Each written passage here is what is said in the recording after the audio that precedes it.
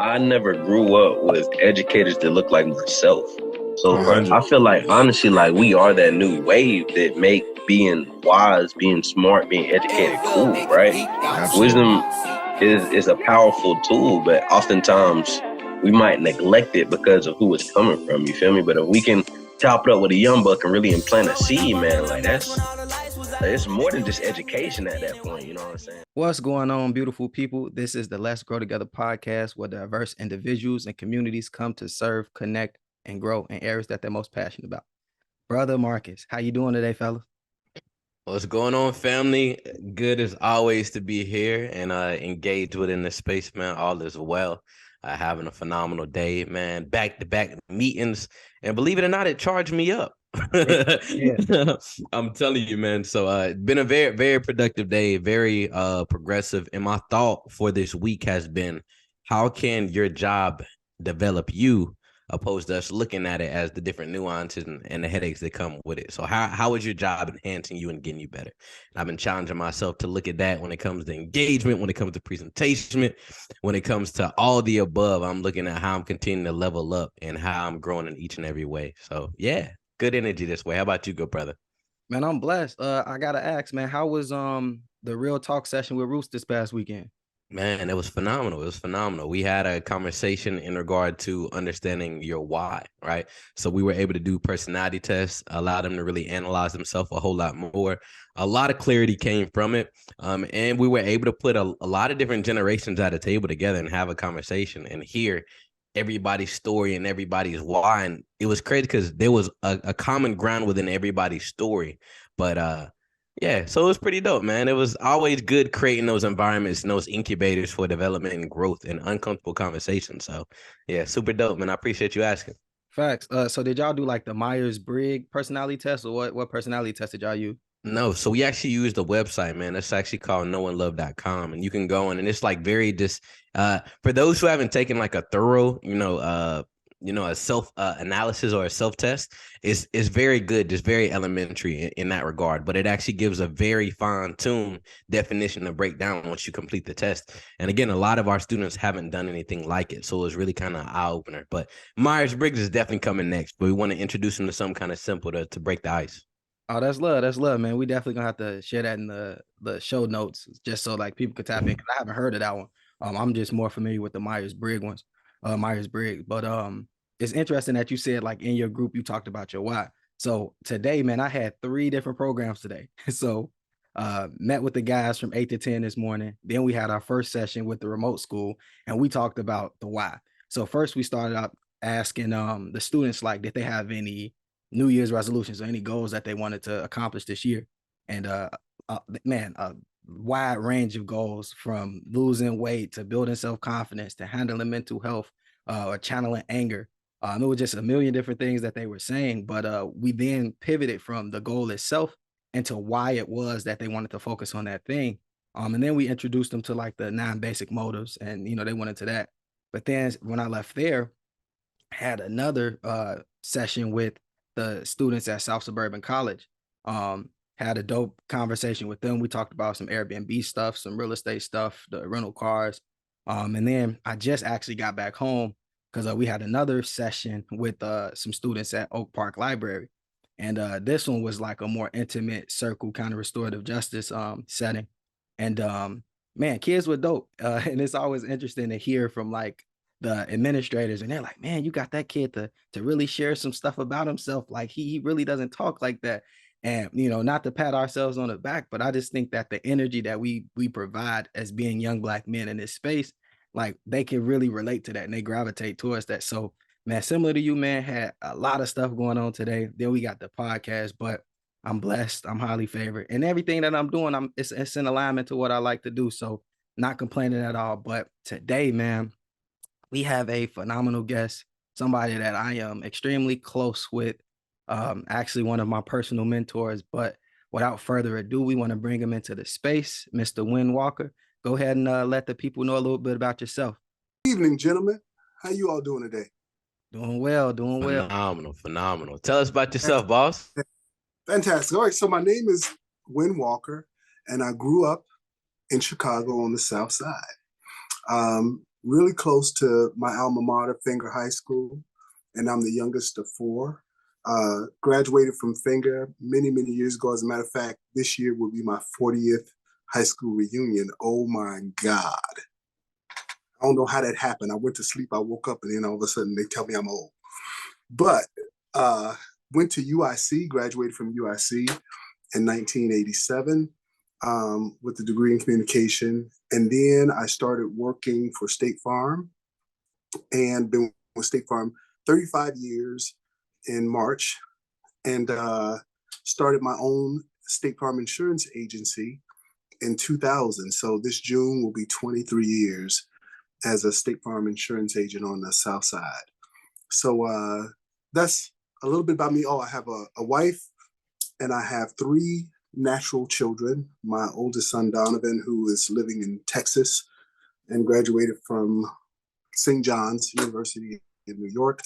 I have a daughter, Skylar, who is a junior in college in Decatur, Georgia. And my youngest is a freshman at Illinois State. So those are my natural children.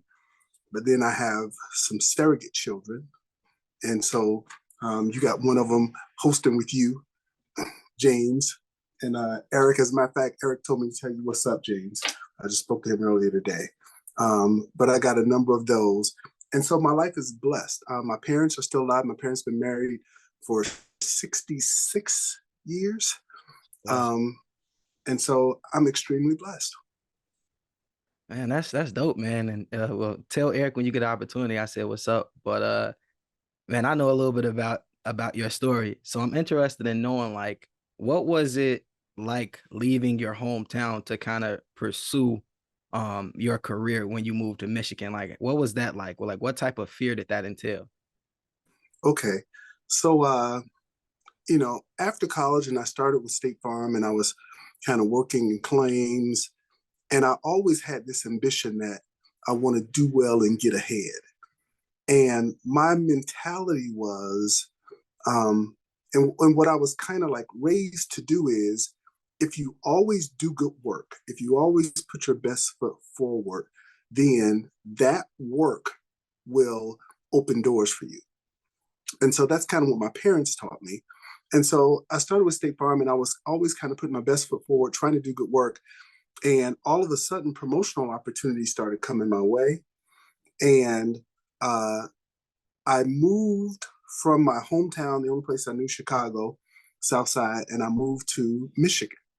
And I moved to a little small town in Michigan initially, Waterford, Michigan. And so here, this all-white town, and I'm an urban kid that went to Finger High School on the South Side. I'm in this all-white town, but I went for the opportunity because my mindset was, I want to eventually be like upper management. I want to run things because I really thought that was going to be the sweet spot, for my life. And I thought, when I can be in control, and ultimately that's control because I'm a high-level manager. So I go to this area in Waterford, Michigan, and, had to get used to new customs, new ways, new people, interacting with different people that I'd never interacted with before. And all of that was fine. It was a little bit nerve-wracking because it was taking me out of my comfort zone.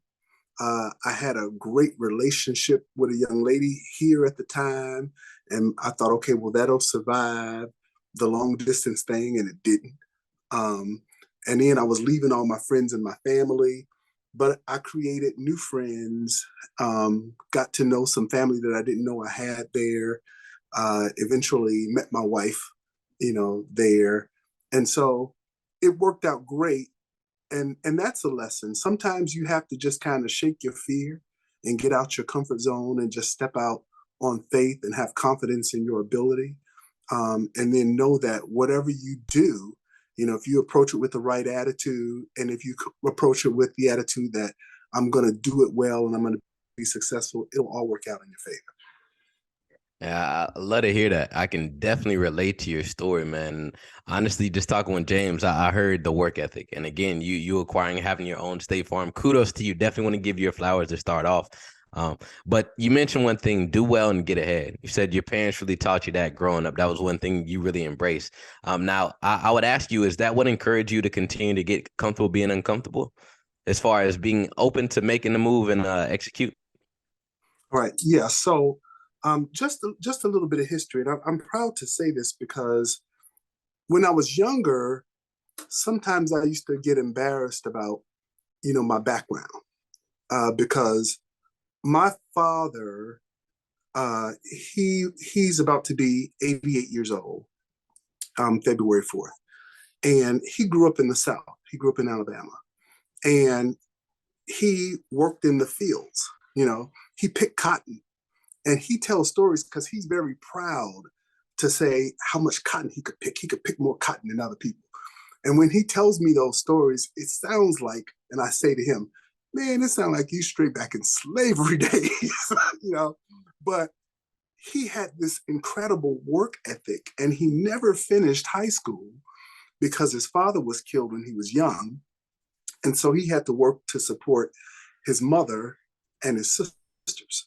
And so he brought a strong work ethic. He married my mom, moved to Chicago, and he kind of instilled that work ethic into us. And so he taught us not to be fearful, of new things because he always had to kind of deal with that stuff. He left home to go and work and make money so he could send money home.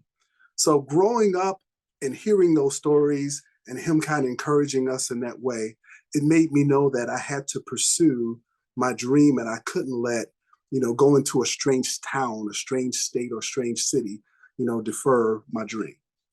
Hey, kudos to Pops, man. He gave you the template. And again, seeing him be comfortable being uncomfortable was, a setup for you later on, not even realizing it. But making a transition from Chicago to Michigan, I can just imagine. I know that's a drastic difference, but again, you end up meeting your wife, right? Just a prime example of if you wouldn't have been comfortable being uncomfortable, you wouldn't even be in a position in which you are. And again, y'all have some tenure, right? I know I heard those years on there. So I want to just ask, how has she just continued to support you throughout your journey as well? I mean, again, even becoming your own businessman, I know that was uncomfortable, and there's been a lot of different phases with that. So to those viewers who are in a relationship, right? I wanted to know how has your counterpart really supported you throughout the journey? Okay. And so that's a great question because you need support from your inner circle. And sometimes out of fear, they don't initially give you that support. So my story was this. I was a manager and I was a superintendent with State Farm when I moved to Michigan. I took a superintendent's position there. And then as I was there, I got elevated again to quality control superintendent for the entire state. So first I just had an office and I was managing, and then I got to be quality control superintendent for the entire state of Michigan for their auto claims division. Well, met my wife, we started, dating, and we eventually got married, and here's our first child. And I'm making really, really nice money, and life was just kind of flowing along really well, Marcus. And I got bored. I got extremely bored because being the quality control superintendent for the state, and Michigan, it has that Upper Peninsula, so and everybody in Michigan always does the hand to show you where. In Michigan, you got to do the hand thing. I don't know if you're familiar with that, but that's a Michigan deal. Okay, so I'm all over the state of Michigan, even the Upper Peninsula, and when I wasn't doing a quality control audit, I would sit in my office and the time would drag. I mean, if I started work at 9:00, I felt like I had been there for 27 hours, and I would look at the clock and it was only 9:22. And so I was extremely bored because I wasn't being challenged. And so I felt like I can't keep doing this because even though the money's coming in and I'm making a lot of money, but I'm not being fulfilled. So I started thinking, what else can I do?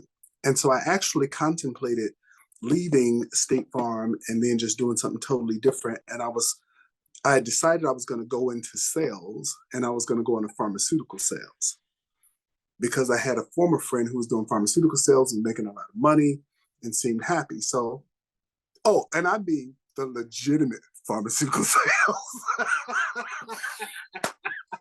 don't mean the street corner pharmaceutical sales. Okay, I just want to make sure I made that point. Okay, so, but then I talked to a good friend of mine, and he said, "Hey, Win, you've been doing this insurance thing for quite some time, and you've been doing it at a high level. So why are you going to just switch, your entire industry? Why don't you look into sales with the company you're already with?" And I said, "I'm tired of insurance. I'm tired of insurance. I want to just do something totally different." And he said, "But sales is sales. It doesn't matter where you do it. And sales is different from the other stuff that you're doing." And so I decided to pursue it. So when I decided to pursue it, because your question, now I'm getting to your question, I thought about it and I came up with every obstacle and every reason why I shouldn't do it. And I overcame all of those barriers and all of those fears before I voiced it to anyone. So then I told my wife, I said, "You know what? I'm going to start an agency and I want to go back to Chicago since that's home. And I want to do my agency in Chicago." And so first time she heard it, we had a small baby, and she was fearful. So of course she was like, "Why? We're doing really well. You make a lot of money. Why are you going to do that? That might not work out. Suppose you don't sell. Suppose you don't, and then, that market might be really different. You've been here in Michigan now for 5 or 6 years." And, she had every kind of question and every excuse, but every issue that she raised, I had already come across that issue and I had already kind of overcame that fear. And so I told her, "It's going to be all right, but that's what we're doing." And then I called my parents and I voiced it to my parents. And then they started speaking out of fear. And they started saying, sales, that's not a steady paycheck. At least now, you're doing really good. And remember, I told you I came from parents, they come from the fields in Alabama, and so here I was, I'm the youngest. I'm the youngest child in my family, but I was the first one that graduated from college. And so, here I was, their pride and joy. And now I'm making, nice money, have my own house, and all that kind of stuff. And, they were like, "So why are you going to do that? You might not, sometimes people don't want to buy. So what you going to do?" And I said, "You know what, Mom and Dad, I appreciate you guys, saying that stuff to me, because I know you're trying to look out for me, but it's not like I'm selling encyclopedias door to door or vacuum cleaners. I'm selling insurance. People got to have it. You buy a house, if you got a mortgage on it, you got to have it. Most states, you got to have car insurance. It's against the law not to have it." So I said, with the brand I'm with, I'm pretty sure I can do this. So I'll be okay. And so I had to overcome, not only my fears, but their fears, and put them at ease. And once I got into it and my wife saw he's going to do it, she already kind of knew my character, that once I kind of give myself to something, I'm going to make it work. And then she kind of got comfortable and got on board. And then that's when the support came. And then it was like, "Okay, so how do I need to help you? What do we need to do? Blah, blah, blah, blah, blah." And so, but it didn't come initially. So to encourage some other people who might be listening, don't be upset when other people don't initially give you the encouragement that you feel that you need, because many times you had your own doubts before you voiced it to them. So just like I had to take some time and kind of let those doubts kind of run through my head, and then I had to expel those doubts, I had to give her space to do the same thing. And that's dope, Win. Appreciate you sharing that. There's this saying that people won't support your movement until it's moving. And sometimes it takes you to overcome those objections that you have internally first in order for you to really make the progress. And we on this podcast and the groups that we're a part of, we agree that when you're starting something new, it's scary. And people aren't gonna support that because it's scary for them and they may be impacted by that decision. So for you to identify that you were bored and not fulfilled, to me, it just seems like you were looking to operate within your purpose, do something better. And I know that I remember you telling me that you're in the service business, the business of serving other people. And I think that was the first time that I had heard it like that, especially from someone that was selling, right? And pretty much you just had to sell your parents and your wife on this vision that you had. So for new entrepreneurs or people that are looking to get into entrepreneurship, you talked about a certain level of work ethic that you had that you got from your father and your parents in general. But I want you to speak to when you first started that State Farm, the level of effort and intensity that you had to put in to get your business off the ground. Because I don't know if people know how State Farm business is or when you become an agent, how that is. But for those people that are looking to get in entrepreneurship, like what advice would you give them when starting something new? Like what advice would you give those people? Okay. So when starting something new, that has to be your center focus. And you have to be laser focused on, well, first of all, you need to understand that business. You need to understand that business inside and out. And so you need to take time, quality time, to really study it and map out your plan for success. And then you have to be laser focused on accomplishing your goals, because most businesses, they tell me fail, and within the first like 4 or 5 years, they fail. And now I've been doing this thing for 23 years, because when I first started, I did my research. I talked to other people who were doing it and doing it at a high level. And I saw kind of what they were doing. And so I knew the commitment that it was going to take. And I was ready to be all in and give it everything I had. So an interesting story about that is I told you, my son, who Donovan, he was, a little baby at the time when I was starting. And we had moved from Michigan, and I moved all around the state of Michigan. So I was in Waterford, Michigan. I was in Auburn Hills, Michigan. I was in Madison Heights. I was in Marshall, Michigan. And then I was in Kalamazoo, Michigan, and then came back to Chicago.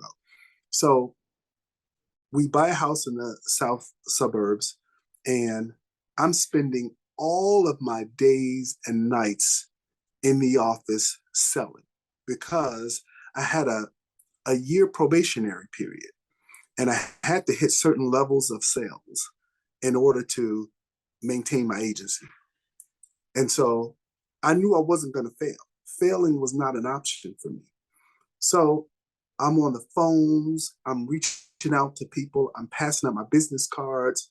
I'm in Walmart, I'm in Sam's, I'm in every store with my cards. Whenever I talk to people, I mention what I did.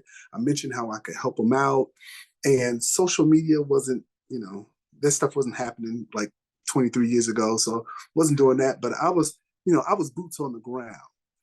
And so I would get to the office early in the morning, and I wouldn't get home until late at night.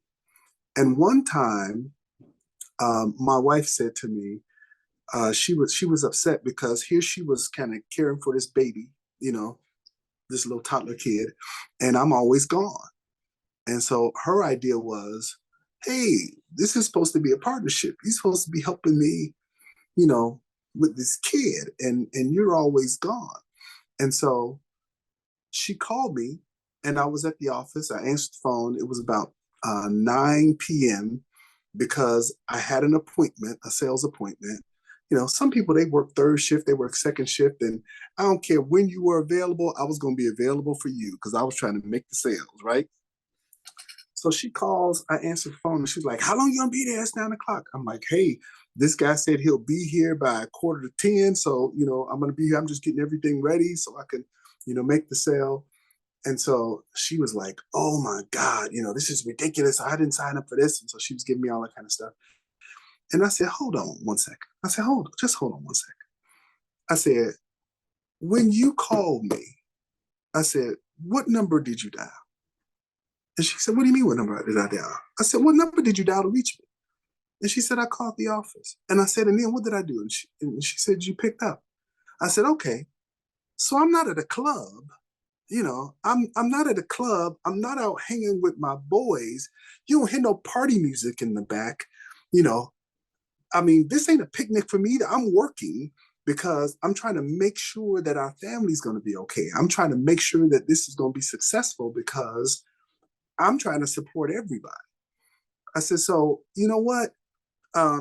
when you see that I'm hanging out with my friends and I'm at the club and I'm at the bar and all that, then get upset about that, but not when I'm trying to do what's going to be best for our family long term. And so I think that resonated with her. And so then she kind of like left me alone and gave me the support. And I understood that she had a lot on her plate, as well. But we just had to do what we had to do because I had to get those numbers, had to make it work. Failure wasn't an option. And so you have to go after things with a tenacity that just won't quit. And I think once you understand your business and you kind of follow people who've done it at a high level and they kind of show you the roadmap, if you will, then you follow that and then you'll succeed. Yo, that was so surreal. I could definitely relate, man. Some of the things I took away from it, right? You got to study and map it out. We always say a ship can't set sail to a destination if the coordinates aren't locked in, right? There you A go. lot of people running around with their heads chopped off like chickens and aren't being productive by any means. So locking in, man, I love that. You also talked about talking to people who are succeeding. That is such a vital component. Being able to talk and see success and actually be able to break down the characteristics, the traits, and the work ethic associated with it. So again, man, I definitely commend you. And then last but not least, man, you had those boots on the ground. You was getting it in. I know you was smiling, kissing babies, shaking hands, doing all that and more, man. But again, that's a testimony. And a lot of people want the gold at the end of the rainbow, but don't want to grind, which is the process which makes up the rainbow. And James, I fell in love with the process and the thought process around the rainbow, because if the rainbow isn't created through the rain, the sunshine, all these other components, the quote unquote gold at the end of it can never manifest, man. So I love that more than you know. But the biggest piece I took out of this, man, was just having that conversation with your partner. That's why I asked earlier, man. James and I always go back and forth, having so much on your plate and making sure it's in alignment with your partner, right? Your partner is a part of your vision. And even though the business may be that baby, you got to have that partner support. So even being able to have those hard initial conversations, and to your point, you weren't in the club getting in, you was grinding out just like she was grinding out with the baby. But again, being able to effectively communicate that is so vital, man. I love that. And I was going to ask you in the beginning, I've heard you say a few times, man, failure isn't an option. That's kind of a pun to your name. I was wondering, is that your real name, brother? Is that a nickname? Tell me the origin of the name, man. All right. So my name is Winfred, which means angel of peace. But when I was growing up, a lot of people, for some reason, couldn't say Winfred. It was Winfred, it was Winfield, and so I think for my friends, it got easier for them to just say Win. And so then, they call me Win, and then we just coined Win, and I've been Win for many, many, many years. So it works. I was about to say, well, failure ain't an option. So that's the name for you, brother. I love that right there. That's what's up, Marcus. That's what's up. Nah, that's beautiful. That's beautiful. The other concept I just want to kind of dive more into, man. Again, being locked in for the family, right? I want to talk a little bit more about some of those sacrifices you had to make. We talked about, the long hours. What other components did you find yourself just sacrificing in the midst of really building the brand out? All right. So, yeah, it's more than just the long hours. It's the studying so that you are a competent professional. Because, face it, I'm not selling a real tangible product. When you come and see me, you don't leave out with a bright, shiny car, where you can kick the tires, So I've kind of sold you a promise. I've sold you, if this happens in your life, then this is kind of what we're going to do. So I needed to make sure that I totally understood all the nuances of those products that I was selling, and that I knew the features and the benefits so that I could then present them to, my target audiences in a way that would make them say, this could benefit my life. This can really benefit my life. And this is something that I really need. So a lot of that time was spent studying, because again, I wasn't a salesperson. I didn't know about all those kind of things before. So I had to study so I knew what I was talking about. That's one thing. And then in life, Marcus and James, let me tell you something. Monkey wrenches always come. It's always going to be somebody that's introducing some other kind of, mess into the game. So when you think you on smooth sailing, all of a sudden, here comes a road bump, right? So I was into my first year, my probation year, where the numbers were clearly set out for what I had to produce in order to get my contract at the end of that year. And then all of a sudden, I get a call. So I get a call 3 months in, and my consultant said, "Hey, I'm sorry to do this to you, Win, but State Farm is really getting involved in financial services, and we're going to start selling mutual funds and those kind of things. And so because you're a trainee agent now, you have to get your securities licenses. You have to get your 6 and 63. And I said, okay, I didn't know what those were, right? I didn't grow up. I told you about my background, my parents being from Alabama. My mother was working at the post office. My father was a mechanic, and I didn't grow up understanding about mutual funds or investments and IRAs. And so you got to get your securities license. And I said, oh, okay. So when is that? That's sometime next year. And they said, nope, you got 3 months.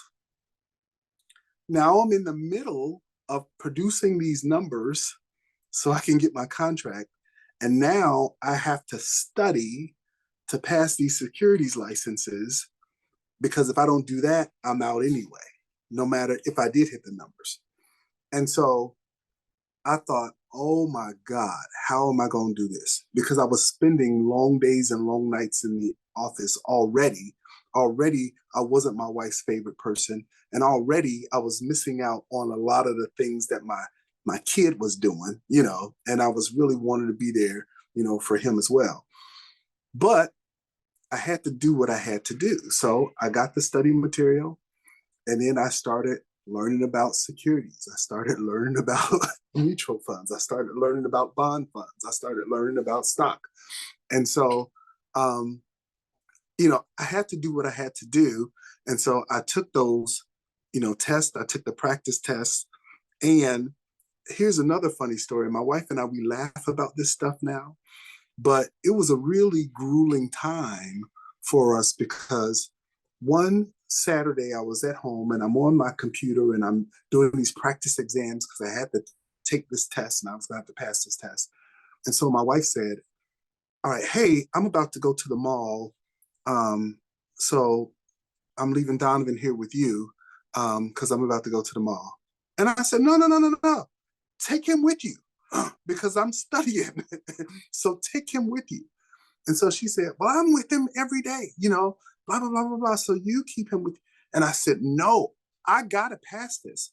I said, so just take him with you, And she said, now this is terrible. I can't believe I'm about to share this story on a podcast, but I'm going to share it. So I said, no, I got to pass this test. So I can't watch him. And Donovan at the time might have been like 1.5 or something, but he's running around, he's into everything. So he would need my attention. And I couldn't give him my attention. And so I told my wife, I said, look, I'm not watching him. So you got to take him with you. I said, because if you leave, I'm leaving. And we both going to be arrested because he's going to be in this house by himself. I said, and then when they come and somebody bails us out of jail and our kid is in some kind of foster home or something, when they say, how could y'all do that? How could you leave that kid in the house by himself? Something could have happened. And then I said, I'm going to say, I really didn't want to do it. But I knew that if I lost this job, we were going to be homeless. And so I didn't have a choice because I was trying to pass the test. I said, so what are you going to say? Because I wanted to go to the mall. And so I said, come on, come on. I said, but I'm serious. So she got up and I walked outside. I said, so you leave, I'm leaving. If you leave, you're not taking it, I'm leaving. I said, he's going to be by himself. And so she got the baby and she left and she went to the mall and I studied. I knew my wife hated me. I knew she hated me. But I knew that everything we were trying to do for our future was hinging on my success. And I wouldn't let nothing get in the way of that, not even my wife.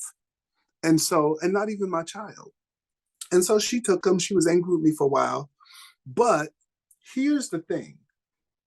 Rewards start coming. Rewards start coming. And one thing that, I don't know if you know, but in any organization for the sales force, when you meet a certain level of sales, there are typically some perks that come with, those sales. And a good friend of mine, he works for a career, well, he's not a good friend of mine, but a friend of mine. He works for a career builder, and he just put something on social media because he hit a certain level of sales, and he was like, I'll be in the Cayman Islands or Aruba as a, trip that they get, for hitting certain sales levels. And same thing happens, for us here. So we've been all around the world and stuff like that, because we hit certain levels of sales, and then you get the perks that come with it. And when my wife started experiencing these perks and these trips, and all that kind of stuff, and then it was like, hey, you on time? You qualifying? If you looked at my social media, James, I was in Ireland last year. Why would I ever go to Ireland? I wouldn't choose to go to Ireland on my own, right? But, hit certain sales levels, and then next, we're on a trip. And so my wife, she's right there. She's looking to go, for last year, we qualified for this year, so I'll be in Munich, Germany in the summer.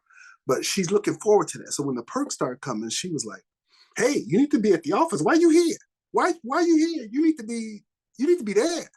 Because, I want to go there, And so once the rewards started coming, then she was like really, really supporting it.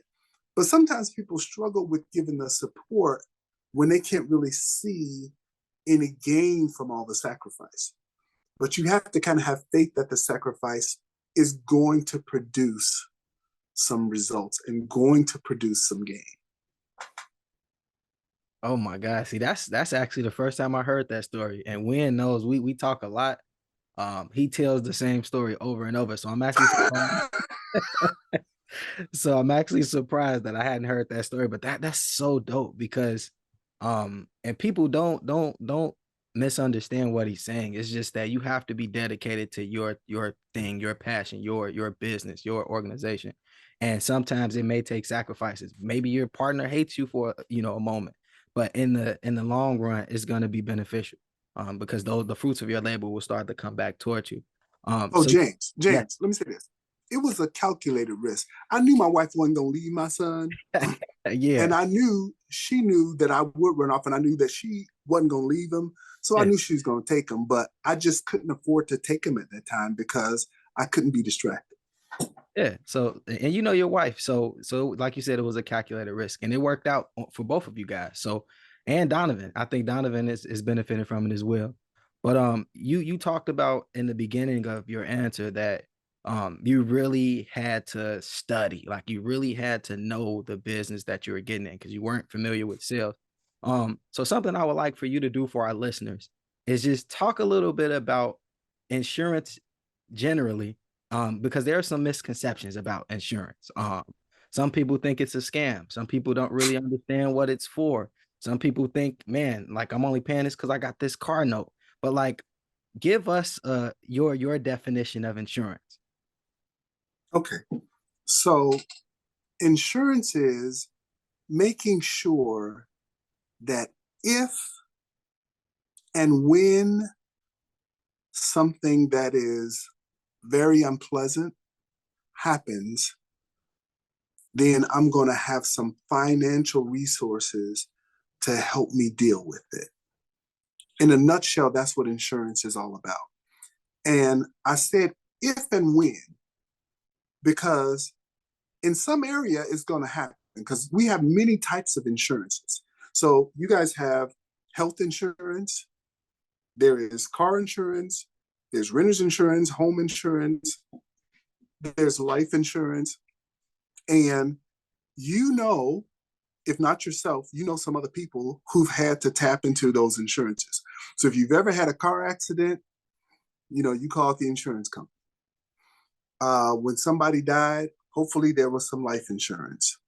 When you were sick and you had to go to the hospital, when you're sick and you go to the emergency room, and I don't care if your elbow is like dangling off your arm by just a piece of skin. Before they take you in there and start working on you, they're going to roll you up to the little desk and ask you a few questions. They're going to say, what happened? And then they're going to say, what kind of insurance do you have? Do you have insurance? Because that medical institution needs to know that they can get paid. So the only time you probably won't get wheeled to that little desk is if you go to Cook County Hospital and they still roll you up to the desk because they want to see if there's any way they can get paid. So, and those things are not inexpensive. They're very costly. And so, yeah, people think because I haven't had to use the car insurance for 2-3 years, yeah, it's a scam, it's a ripoff because I've been paying this, premium, but then when the car does get smashed up or you get carjacked, or the car catches fire and all of a sudden the car was worth, $18,000 and they're paying that plus putting you in a loaner car, then that's when they like the insurance company, and fortunately that doesn't happen to you every day and every year, but when it happens, you are so glad that you have what you need. Yeah, I can definitely understand that. And even for myself personally, we bought our house. We got homeowners insurance. I'm like, I try to put in a claim. They say, we don't do X, Y, Z. I'm like, man, what's the point of this? So I've definitely found myself beyond flustered in a lot of those specific situations. So I can relate. But again, seeing it on the other side, learning more and exploring it, I definitely see it's always good to have that person who's going to pick up and be in your back pocket when you need them, opposed to not having them. So I definitely understand the logic with it. Now, I want to just ask one specific question prior to exploring a little bit more in the insurance realm. And we didn't really cover it. How are you and James connected? I want to learn a little bit about how you all were able to find each other. So James made a very, very wise choice when he chose to go to Fenger High School, first of all. So he's done a whole lot of smart stuff in his life. But while he was at Fenger High School, he participated in this work-study program.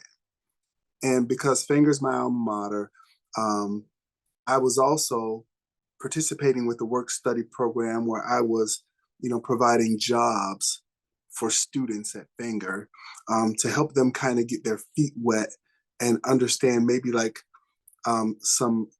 give them some good work ethic and just kind of give them some maybe office skills and some things they could use to maybe start a resume, and just to kind of mentor them and kind of teach them about life, beyond school. So James was one of those students that came through to my office, and he worked in my office when he was in high school at Fenger. So, my job was to kind of teach him some things about work and try to instill a good work ethic in him, but also kind of just teach him about life, and kind of what to expect and try to just be a mentor. And that's how I met James. And of course, he's got the kind of personality that he has. And all of a sudden, he just became to me like one of my sons. Now, that story takes a whole lot of twists and turns. And James, I was just talking about you the other day to someone because Marcus, if you come to my office, I got pictures of James in my office, like I got pictures of my other kids. And so, this story, and I'm not going to share a whole lot of things about that story because feel free to tell the story raw and uncut because the listeners have heard a version of this story on the podcast already. So it wasn't a face to the name, but they've heard a version of the story. So feel free. Okay. So James was working in my office, and I actually fired him. I fired him because he did something he had no business doing. And so I fired him. So I told James that I would not tell the administrators of the work-study program what happened. I wouldn't tell them what happened, but, he couldn't work in my office anymore. So I get home and James calls me up and he's like begging for this job back. And I'm like, nope, but you'll be okay. But next time, make sure that never happens again. And so I stayed in touch with him though. I stayed in contact with him. And I'm not really, James, he told me to tell the story, but I don't know if I really want to tell the story because I don't know how much he already told. I mean, Is he there? Where is he at? I didn't give any real like explicit detail, but I Okay. did allude to the fact that something was taken and I got fired. So I did say that much. Yeah. So I fired him, and I stayed in touch with him. And so, we would kind of talk, and then, he had some other jobs and stuff. And I wanted him to know that there was consequence to actions, and, sometimes when there is no consequence, there is no incentive to discontinue a rogue behavior or a behavior that's not productive. So I had to do it for not only that reason, but for what he did. I didn't want that to grow into other things and then potentially hurt my customers and hurt my reputation and my brand. So, let me use an example. Let me give you an example. I'm a Christian, and I believe in forgiveness, and I believe in redemption. I believe in all of that stuff. But when you are a steward for someone else and for someone else's, let's say, money or whatever the case may be, for someone else's things. So let me give you an example. Let's say, for instance, you hired me to house sit for you.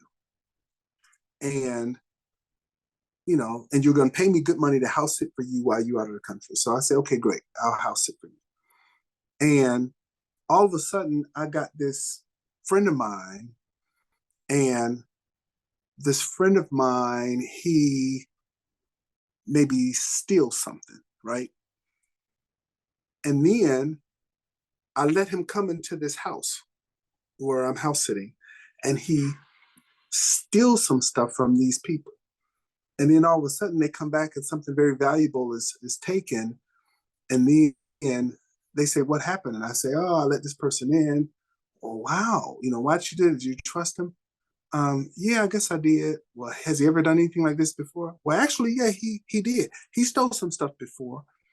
Well, if you knew he did that, why would you expose my stuff to him? Right? Why would you expose my stuff to him? And then what can I say?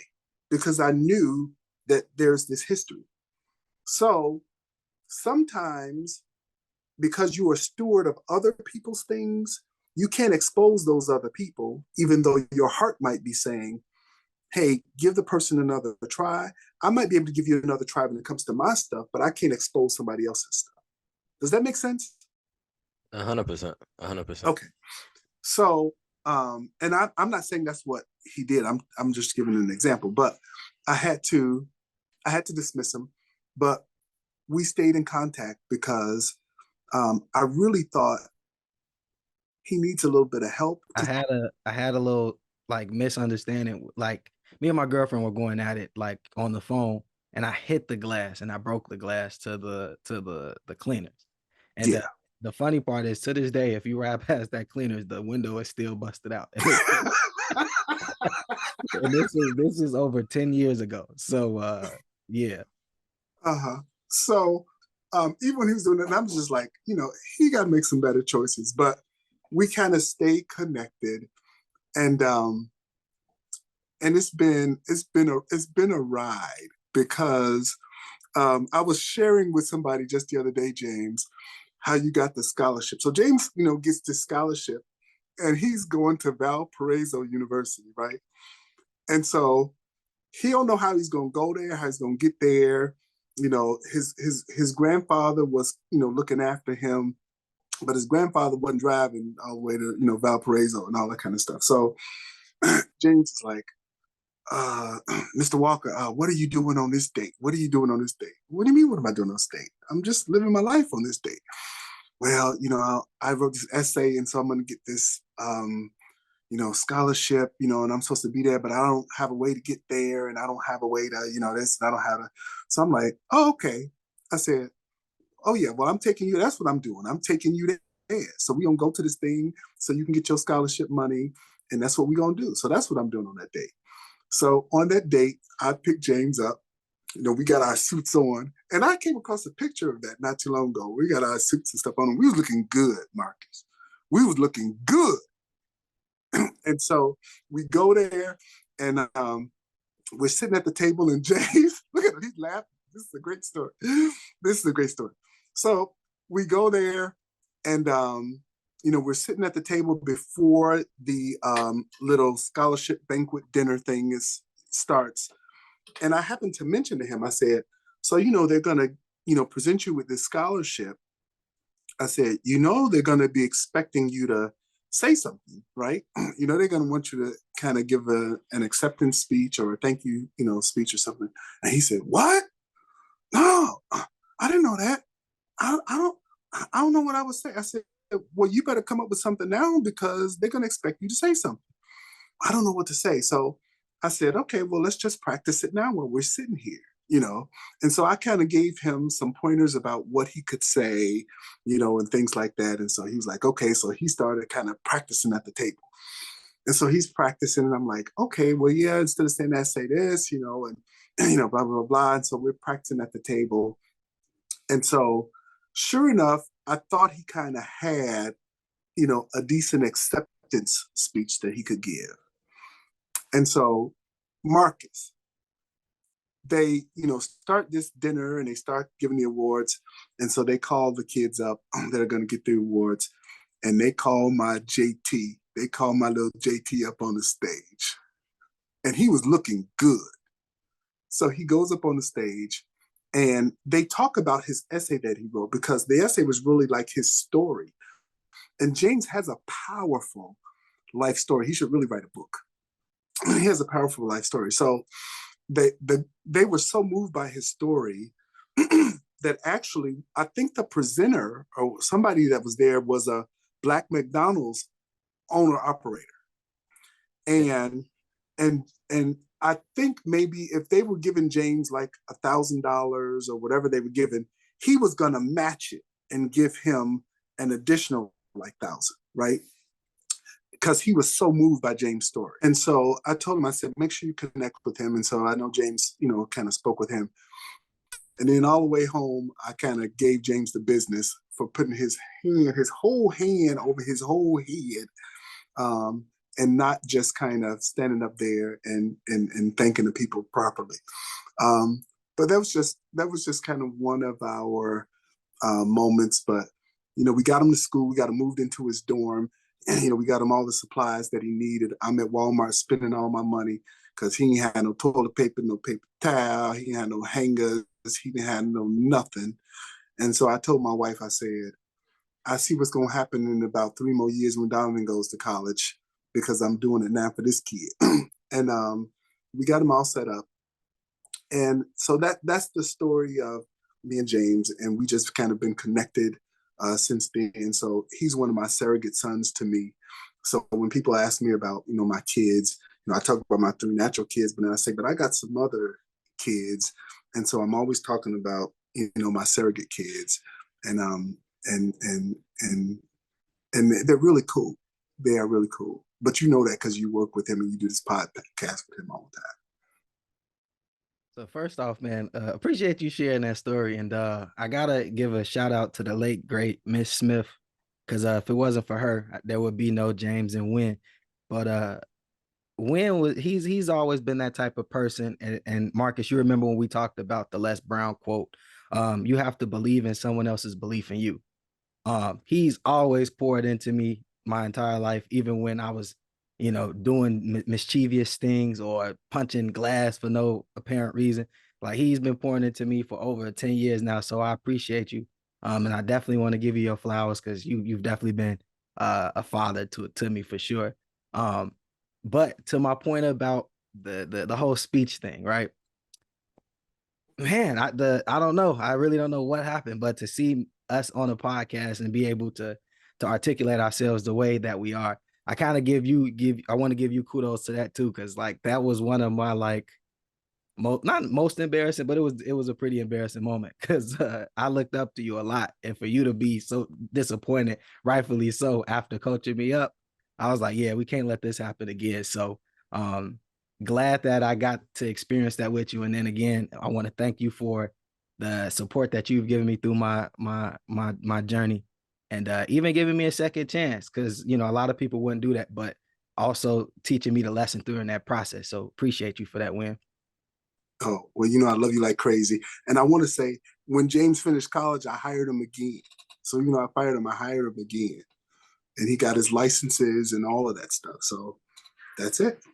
Yeah, so when he didn't tell us this on the podcast, but he crazy because I wouldn't have hired me if I was. I would have been like, "You nappy head, you got to figure it out somewhere else." I love you though, but before we let you go, Win, I really want you to talk to our listeners about the importance of life insurance. I know you talked about various other life insurance, but in our community, for some reason, there is a disconnect with purchasing life insurance when it's needed. I mean, well, before it's needed. A lot of people will try to wait till their family's almost in the ground and then try to get it. So just kind of talk a little bit about to our listeners the significance of it, and just talk to them about the significance of the life insurance. When that happens, it's not an inexpensive proposition. It's a very expensive proposition because you have the emotional expense of this grief and loss, because you're not going to be able to have the fellowship and the communication with the person that you lost anymore. And then there's this whole financial loss, because if you talk about having some kind of service and then a burial and a headstone and all that kind of stuff, the numbers over the years have just kind of crept up. But people thought, hey, our way out is doing cremations. And cremations got really popular a number of years ago because they were pretty cheap. They were pretty inexpensive, like $1,500, $2,000. Well, now even cremations are, costing you like $6,000, and upwards. And so many families are emotionally devastated, but then they become financially devastated because they have to handle all of these expenses. And it's easy to kind of understand in my mind that it's inevitable. None of us are going to stay here for forever. And in today's world and climate, you just kind of never know what's going to happen, with carjackings and shootings every day on the news.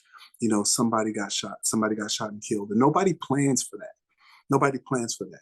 So there's this emotional devastation, but then there's this financial devastation because nobody wants to take the time to set aside a few dollars so that when something eventually happens, then you have a financial resource that can at least take that part of the burden and that part of the expense away. It's not going to manage the emotional expense or burden, but it can handle some of the financial expense. Our community, for some reason, we will spend $200 plus a month on cable TV and streaming services, Netflix, all that kind of stuff, Showtime, HBO, and all that other kind of stuff, and a whole bunch of other things. But for some reason, we don't say, you know what, let me spend a little bit of money so if something happens like this, my family doesn't have to have this financial burden. That's why it's so important to have life insurance. And it can even be used as a resource for you even while you're living.